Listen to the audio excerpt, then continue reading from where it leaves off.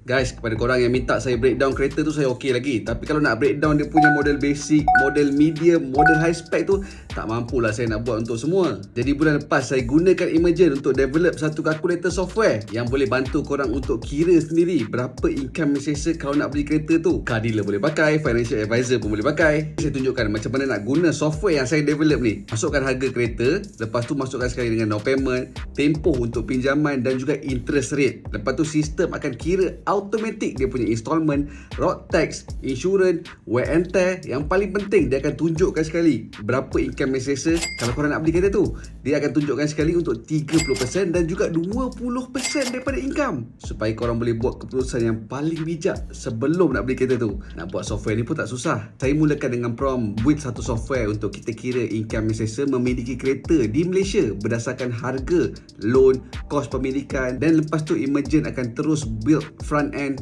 back end, database, business logic, dan bila dah siap boleh deploy terus. Ini bukan software design ini bukan prototype, ini memang boleh pakai. Tapi biasalah, masa mula-mula saya nak try prompt pun memang tak jadi. Cuma kita refine sikit-sikit sampai software ni jadi macam mana yang saya nak. Bila dah siap semua sekali, inilah final software yang Imergent tolong generatekan. Masukkan semua maklumat kereta, lepas tu tekan calculate. Hasilnya kita boleh kongsikan juga melalui WhatsApp kepada customer, kepada kawan-kawan, pada yang gaji 2,000 nak beli kereta harga 100,000 tu. Ini cuma salah satu contoh. Cuba relax jap. Lepas tu tengok sekeliling, ada tak masalah yang boleh diselesaikan dengan software ni? Kalau ada, buka website Imergent, try prompt masalah tu. Semua orang boleh lancarkan software sendiri tanpa perlukan development team yang besar.